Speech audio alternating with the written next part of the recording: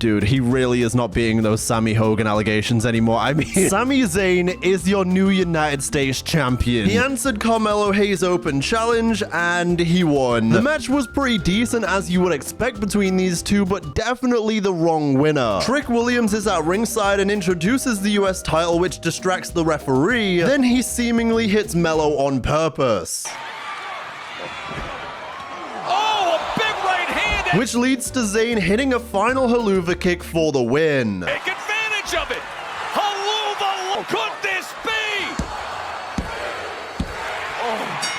Genuinely some truly stinky booking. You know, it's not even, I don't want anyone to think I hate Sami Zayn, because I don't. I love Sami Zayn, but what a bad choice. Starting to sound like when I talk about Jey Uso now. I don't hate Jey Uso, but I was not a fan of how he even ended up in this situation. Earlier in the show, Aldis told Trick because of his great work and how popular he is, he's gonna be at WrestleMania in a match. I'm rewarding you with the ultimate spot in this business. Trick, I'm giving you a match at WrestleMania. Whoa! Trick is clearly ecstatic with the news, so naturally he makes a Brodus Clay reference. Oh, Lord, I gotta call somebody. I gotta call my mama. Yes. I gotta call Lash. I gotta call Lil Yachty. You know, it's my boy, you know what I'm saying? somebody call my Yachty, because it's about to get funky up in here. Zayn pulls up to find out the news and congratulates Trick, but wonders what he's doing at Mania. Nick says you've low-key been falling off for a while, gang, so unless you lock in, you're not on the card, Jack. Sami walks away depressed as Trick is super gassed about it. Good job, you know what I'm saying? Hey, Sammy, catering is that way. Sammy! I'm gonna have a match at WrestleMania. Just you watch. And then, of course, he'd answer the open challenge and win, meaning Trick will get a US title shot at WrestleMania. Which, again, don't get me wrong, I'm very happy for Trick Williams in this situation. You've got to imagine that he is the favorite to win the championship at WrestleMania, because what a moment that would be. Although against the red and yellow of Sami Zayn, For me, I'd absolutely make this a triple threat, and booking-wise, it makes the most sense from where they are now. Like, there is no way Melo can show up next week and not want to get his rematch in their match. And if we are hit with some BS where Nick Aldis is like, well, I'm sorry, I don't want to jeopardize one of my marquee matches at WrestleMania. Sorry, maybe after Mania. I can give you it before Mania. No. And then Melo ends up in a Mania match with, like, Tama Tonga or something. PU. Or if Melo gets given his rematch, like I was saying, before WrestleMania, oh my god. Like, in this scenario, why would you not go with Trick and Sami one-on-one? They have a story already. They didn't need a title. kind of in a similar way to Cody Randy, but we'll get to that a bit later on. But then you could have had Melo do a US Open challenge at Mania. What a way to capitalize on the redemption and the redeeming of that US championship through these open challenges started by Sami Zayn last year. And then maybe you could have ran Trick Williams versus Melo at Mania for the US title if you did want Trick in that picture. All this talking about you've earned a US title shot at Mania. Why would you not use the built-in history? Like, it doesn't take a genius. Like, it's not as if you're running low on time. You have 2 nights of WrestleMania now. Like you have nowadays, maybe 40 to 45% of these shows taken up by backstage segments and advertisements and commercial breaks and that Netflix song, which is just driving me insane. I hear this in my nightmares. You know, I like to think this is the story they're telling. Sami criticized Cody for this exact same thing, and now Zayn is basically a hypocrite and we're gonna get a triple threat out of it. For me, if we were always going to go with the triple threat, that's not even necessarily a bad thing, but I don't think Melo needed to lose the title to get that. But back to the top of the show, Randy Orton says he cannot be held responsible for what happens next. Then he's interrupted by Matt Cardona, who wasted no time. You got a mic, you got something to say? Say it, you son of a... Oh! This is me in Los Santos whenever an NPC is like, hey, how are you? Yeah, guess what, motherfucker? I've had a bad day and I'm gonna tell you about it. Explosive punch, cheat activated, boom! Boom. Then, of course, here we had that Trick and Sami backstage segment. Then moving on, we had the Bellas versus Charlexa, where the Bellas got what I can only describe as a monster pop. Then it cuts backstage where Randy is furious and he wants Cardona tonight. Randy's facial expressions, by the way, incredibly emotive, my god. Eventually, Aldis gives Randy his match later in the main event, even though Cardona is technically a little banged up. Anyway, Charlexa and the Bellas have been interrupted by the Irresistible Forces at this point, where Nia says you can still buy tickets to Monday Night Raw to see the tag title match between us and Bay Lyra, and says that Charlexa and the Bellas are wannabe contenders, and then they call Charlexa's friendship bit fake and phony. And they settle in for the match, and of course Alexa gets thrown into Lash, which causes some heat. And then Nia draws a Dick the Cock Johnson on Joe Tess's paper? Joe Tess's fan again, and it's graffiti, and it's the worst kind of graffiti. The kind of graffiti that will get you taken off air if the cameraman shoots it. I mean, personally, I would have drawn one of those cool S's that you used to do in school. You know the ones, like, you get it. You remember doing this, right? Oh, what a big shot from Lash Legend! The ref didn't see that! Lash Legend with an impact! The Bellas pick up the win after the Lash payback from earlier on, and a win for the Bellas is a win for us all. After the match, the Forces wipe out both teams, and just before they can destroy Alexa, here comes Bayley and Lyra to take the fight to Lash and Nia. The rest of the division stands tall, but Charlotte isn't done with Brie Bella. And is ultra-talented. Jackson Lash leaving with the gold. Will that be the case on Monday night? Wait up. Hey, Charlotte, you're lucky I'm in the process of moving house right now because I don't have my cards on me. They're packed away somewhere. You got lucky. I can't... I'm pulling it back to how I used to do it, okay? That challenge right there, Flair, it was unnecessary, it was dangerous, it was potentially career-ending. It's a red card. We then cut backstage where the tag champs Priest and Truth are talking with Jelly Roll. Our Truth, by the way, says the Judgment Day is back. And Priest is like, bro, what? No, we are not. What? And Truth is like, wait, Dominic? And he thinks Jelly is Dom. I knew it! Dom and Mommy back together. Judgment Day bout back. I better hope Liv Morgan don't see this. What's wrong with you? Oh, by the way, Jelly Roll, yeah, I saw you. I caught you lacking, okay? It's another red card. But jokes aside, Jelly gasses up Rhea for her match against Jade. And then Truth runs after, Dominic. And Rhea says to Damian she's just gonna go handle her business. Then we see Charlexa and the Bellas arguing again, which ends with Brie having her flannel thrown in her face. And we will do whatever it takes to become that. Yeah, we'll see about that. She took my flannel. Give her flannel back. You don't want As Rhea calls out Jade, we see her enter with Michin and B-Fab. B-Fab is getting booed out the building, and Michin says they were putting in the work, yet Rhea gets all the attention. I mean, I don't know if you were really putting in the work. You were getting your ass beat by Jade like every other week, and then you decided, I guess I'll just join the other team. And also, with all the love in the world, Mia Yim, I do actually like you, but you're no Rhea Ripley. Come on, let's... She's got the gold.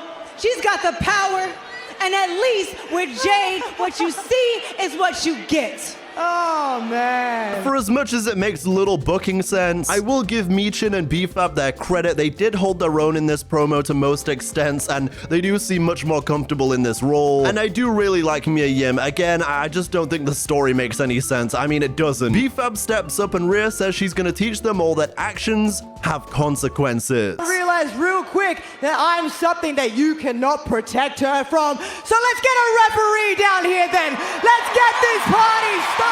Unfortunately, this match would quickly end in disqualification, though. Oh, what a headbutt. The impact of that. Oh, and Jade. And there's the bell. This thing dissolved instantly. Nearly an hour into this wrestling show with a whole lot of yap, 2 matches and 1 ended in DQ. Cool. As she presents her 360 before Jaded. Then we cut backstage where Miz is with Kit Wilson and is dealing with his curse from Danhausen, but he's in denial. He stepped in gum, his phone fell in the toilet, his package from Romania got rerouted. Then Danhausen appears after Miz storms off, and Kit says he's the part, whereas Danhausen... You are... Silence! You are... Cursed! You see, if you guys were a team, you could hit people with toxic curses. In Pokemon, if you get hit with toxic, it's no fun. In Pokemon, if you get hit with a curse, it's no fun. Imagine how OP they would be. I didn't come here to fight. I'm in no condition to fight.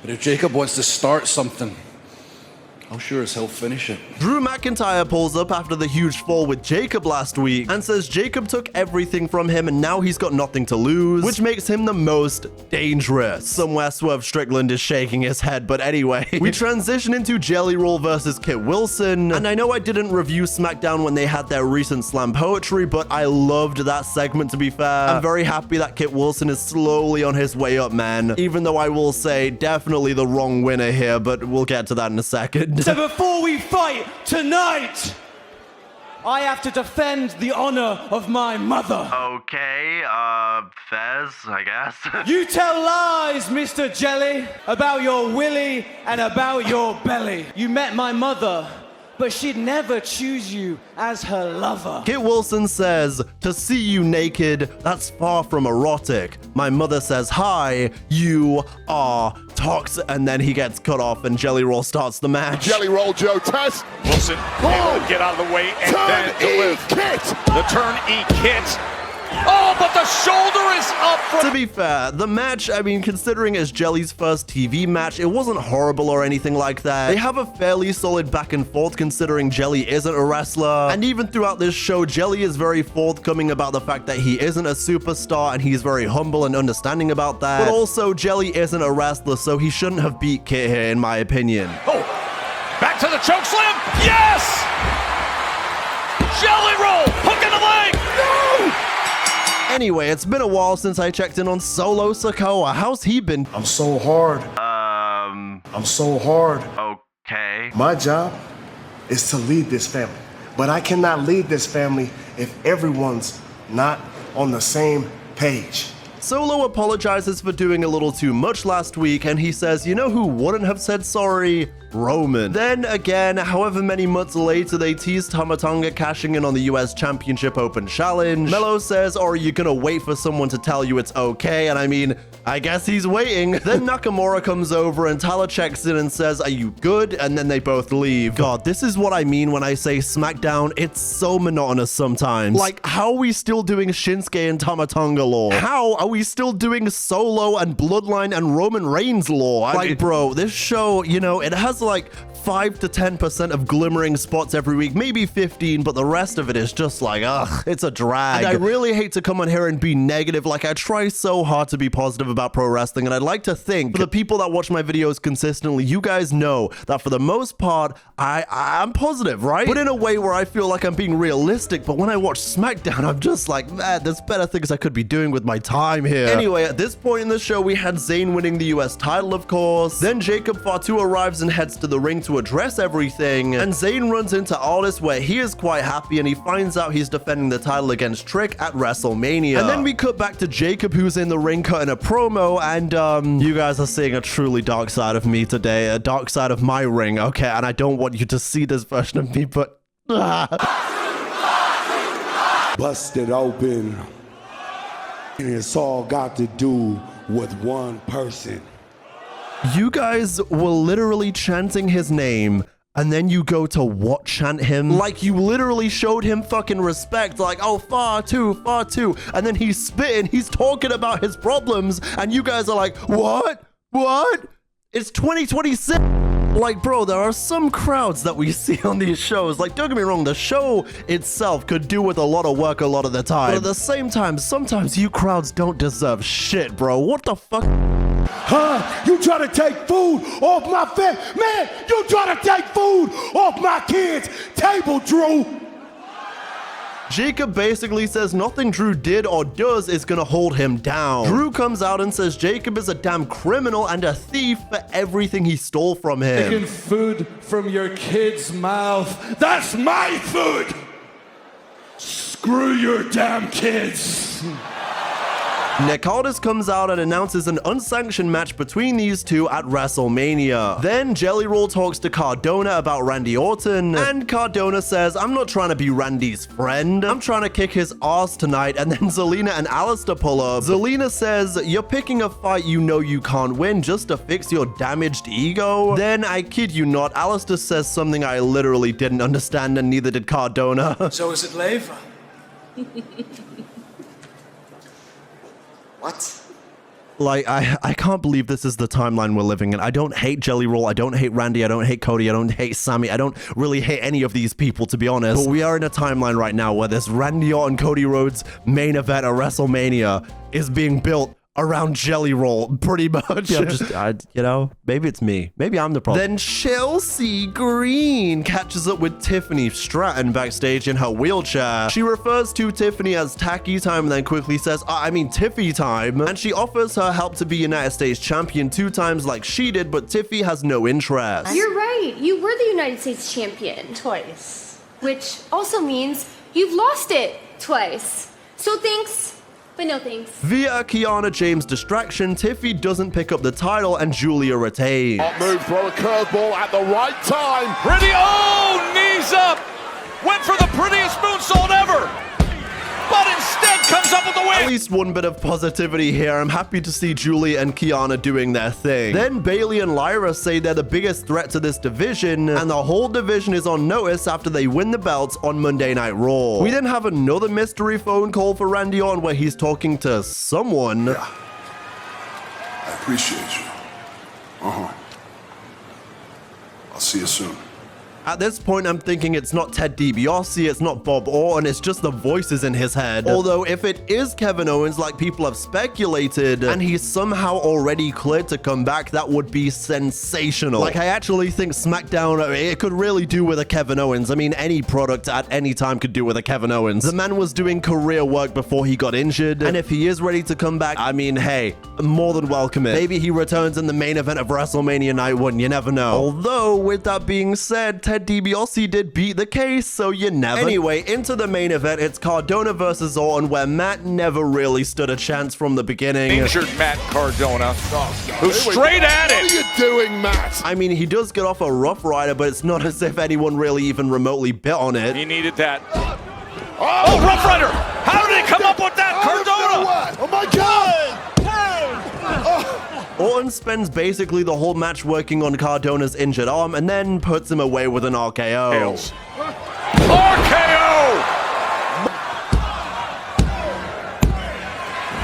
And he does. Bro went back to WWE just to get treated like he did in that 2012 Kane and John Cena feud. I love you, Cardona, I really do, but sheesh. You're low-key on that MCMG timing. I hope you're getting paid well, man. Then the Wheatley Vodka Mobile pulls up, and here comes Cody Rhodes. He's back, and he says to Aldis that he just wants to talk to Randy, but he was never just going to talk. They're not talking! They are not talking! Center of the ring! Rhodes, punch after punch, kick after kick! The security here is truly useless, as they basically just loosely tell them to stop but don't do much to actually stop the fight. Cody sticks his fingers in Orton's eyes as the brawl keeps going. They finally get separated but still manage to break out and keep fighting. Then Randy just starts taking out security. Hobbs has had enough, but no! It comes Oh no!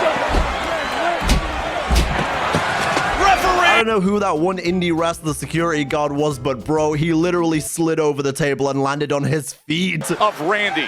He wanted it in Vegas. He's gotten it early, and Cody more than welcomes delivering it back. The brawl goes on for quite a while, and then Jelly Roll comes down. I suppose if the security can't part the Red Sea, perhaps Stone Roll Jelly Cold can. He's punching security guards again. Oh, an RKO! Never mind. So yeah, that's the state of SmackDown since I last reviewed it. It's great. It's probably my favorite weekly show. I'm really enjoying it. I will be back next week to review the next one.